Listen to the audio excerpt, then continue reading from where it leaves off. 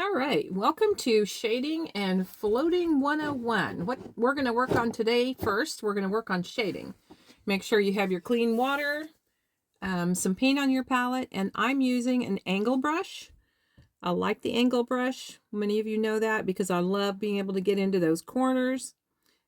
It's got that nice tip on it, and I can get into all these corners, which we'll show you here in just a minute. Okay? So first off, I've got a piece of paper that has just a couple little designs on here, but it's more of a practice sheet than anything else. So you're going to dip your brush in a little bit of water.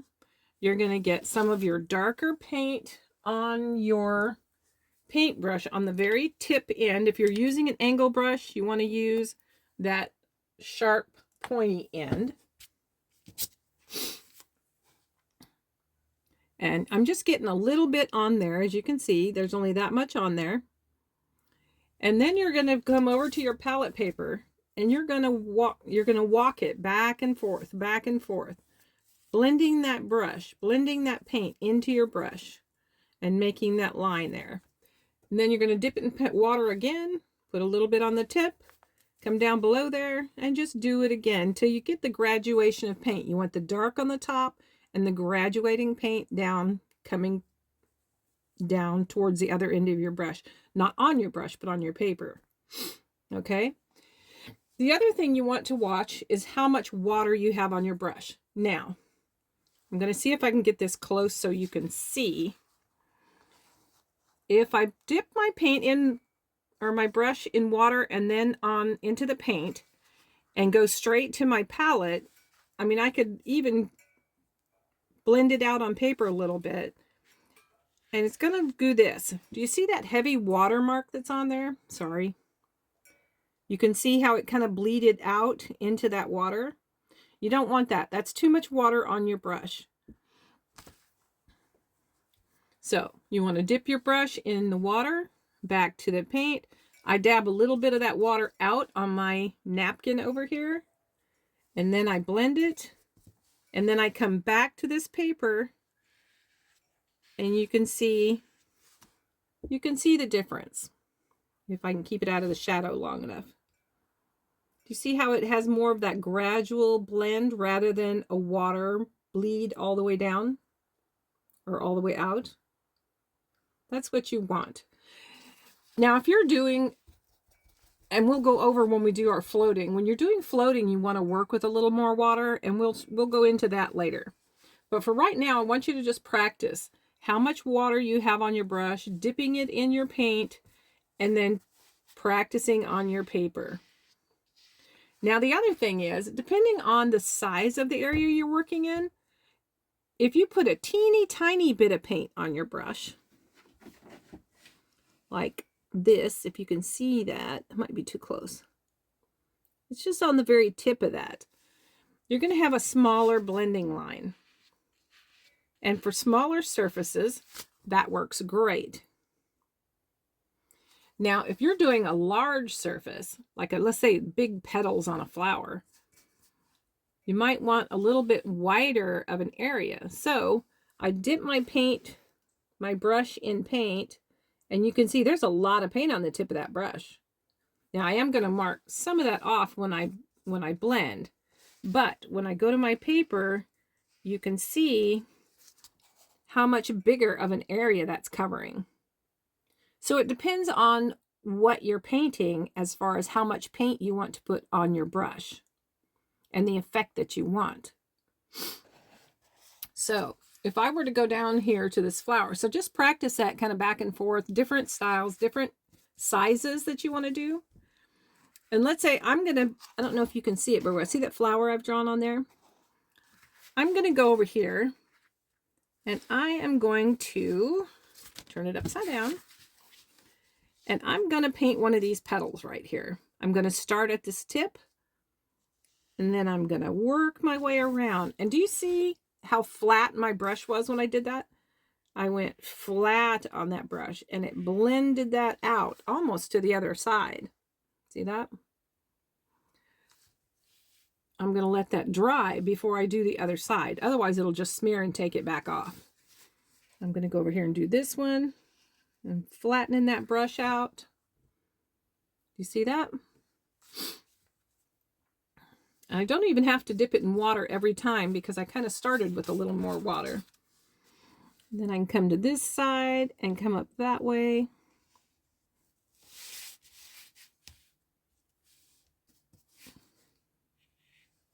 And with the other one, flatten that brush out. Now, see your petals? They're a little more opaque in the middle, so you kind of see the middle of that. And if I wanted to grab a different color, let's say I'll get this bright orange here. Or actually, I think it's Canyon orange. Let's say I wanted to do the middle of that flower, the center there. I'm going to go around. I'm going to flatten that brush out as I go around.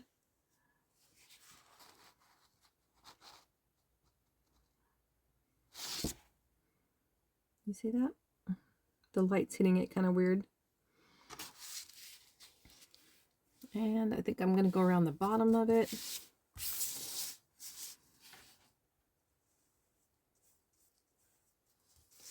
And the other thing you've seen me do is my Maxine mop brushes. I love my Maxine mop brushes. They're just a mop. You use them dry. And what I'll do is while this is still wet, sometimes I come back in here and I just kind of dab along that line. Maybe I got it a little bit further up than I wanted it. So I'm going to push it back in there a little bit. But I'm not going all the way to the dark edge at the edge of that float. I'm just doing the middle. And I kind of blended it in and out. You have to work while the paint's wet. And you're using a dry mop brush. Don't get it wet. And if you have to change colors on your mop brush, just take it over to a damp paper towel and swirl it around. And it'll pull that paint back off of there so that you can use it again on another color. Okay, so we're going to go around this flower. I'm just going to go around and do my petals. And just draw anything on your paper. Doesn't have to be a flower. You can draw anything you want on there.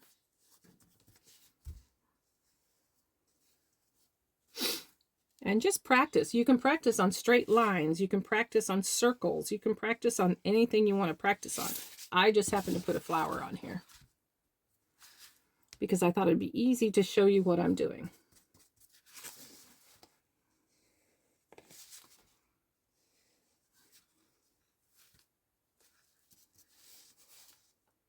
And just keep going around.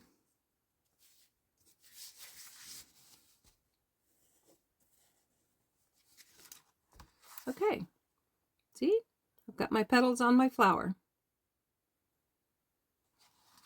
Now, let's say we're working with a darker color and we want to do more highlights than actual shading. In that case, I've got a little bit of bleach sand, which was already on my palette here. So I'm going to do the same thing. I got my brush dipped in paint. I did clean it first. And then I'm going to back and forth on my palette, take some of that off.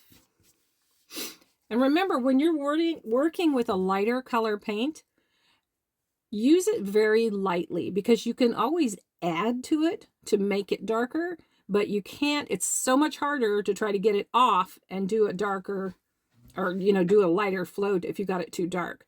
So work with a thinned paint, a little more water on there. Don't worry about it not being as bright as you want because you can go over it, but you can't take it off. So when you're working on this darker surface here and you're doing that,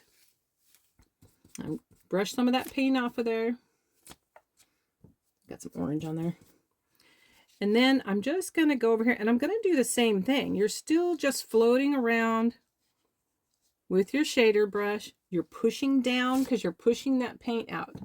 And you'll need to practice this a little bit until you can get it the way you want it.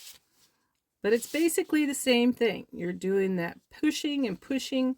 And you can kind of see that one. I had a little more water in there than I really wanted. So I can dab the end of that brush off on my paper towel and come back and it'll look a little better. You just play around with it. Like I said, it just takes practice. I've been doing this for a long time. Again, go in here. I'm going to make these a little bit thicker just because. I'm pushing my brush down. You can see that pressure on there. And practice pressure, the pressure that you push down on your brush. Let's say I come over here and I just do, sorry, I'm moving my paper a lot. Let's say I just barely push down on here. That's what I get. Now let's say I really push down on there. You can see the thickness of that line compared to the first one. The more you push down, the wider your line you're going to get. Now, if you have just a teeny tiny bit of paint on the end of your brush, let's just say we got the very tip. I mean, there's just barely any paint on there. I don't know if you can see it even. The shadow keeps getting in my way here. But if I go over here, mark some of it off, and I do that same thing, I have a much smaller line on there than if I had a lot of paint on there. The more paint you put on the brush, the wider the line you're going to have. See? So just kind of play around with that and practice doing like thinner lines, wider lines, thicker lines, watery lines. Just see what you get. And then you just go back to your flower or whatever you're doing and do it again. And see how some of those are darker than others? That's good, because that way you can go back into these lighter ones and add more color to those. Now, let's go up here to our flower that we were doing. I'm going to turn it back this way. And the shadow keeps moving on me. I don't know if you guys can even see this. Let's see if I can get the camera a little closer. Okay, so we have our flower. Now, if I wanted to highlight those petals, I'm going to put a little bit of paint on my brush, not a whole lot. And then I'm going to back some of it off, maybe take some of that water off. And then let's say I wanted to highlight the top of this flower very lightly. And I had water on my brush. Ugh, the shadow's killing me here. I don't know, can you see that? Very lightly. Your highlights, you don't want to be really bright. Now, there's sometimes when I do want bright highlights, but you can always, like I said, go back over those. You don't want to do them thick to begin with. So if I wanted to darken that and make it a brighter highlight on there, I could add more paint on my brush and just go back over it, maybe thicken it around this side. You see? It just made it pop a little bit more. And then I could always add a little to my flower petals.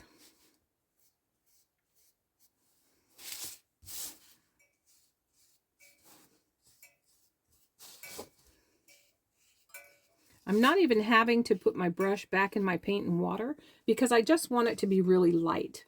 See? And you can do this. It's easy. You just have to practice. Practice putting the paint on your brush, practice putting the water on your brush, taking it off, and just doing that. And just as a quick reference here, I'm going to show you another technique that I do a lot of times. It's called double loading. And I will put my lighter color, depends what I'm doing, but this time I'm going to put my lighter color on the top, and then I'm going to dip the bottom end of my brush in a darker paint. Now, let's see if we can get this in here so you can see it. See that? One end has the pointy end has the white and the other end has the pink. Now, you can blend that back and forth on your palette. I usually keep the dark on the bottom, and then you'll probably end up having to put more on there. Make sure you use the same tip and the same color. Blend it back off of here. I got a little bit more water on there than I want, so there. And I want a little bit darker on the bottom. Now, when I come over here to my paper, let's say I'm doing a petal of some kind, or just something here. And I'm pushing down and pulling. Push and pull. See how that looks? Pretty awesome, huh? So practice doing double floats. Those are awesome. They're so much fun. Holly is great to use for a double float. You can use your darker color and your lighter color of greens. Petals for flowers, it works great on. So you're just putting the dark paint on one end and the lighter on the other end. Don't dip. You don't want them to really overlap. They're not really overlapping on that brush.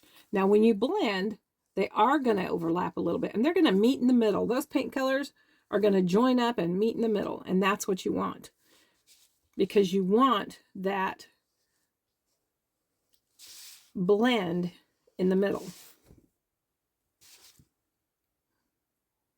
See how that blends?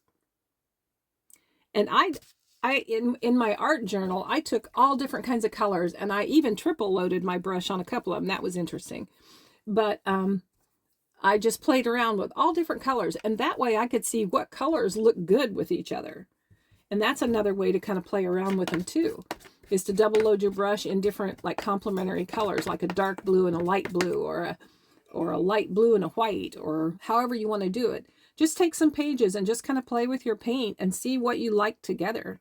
Then when you go to do flower petals and stuff, it makes it much easier because you already know what it's going to look like together. So practice that floating. If you have any questions, feel free to email me. And if you want to see more videos like this, just subscribe to my channel, hit like, and you'll be notified when I have new videos that come out. All right? Great. Have a wonderful day and practice your shading. Thanks. Bye.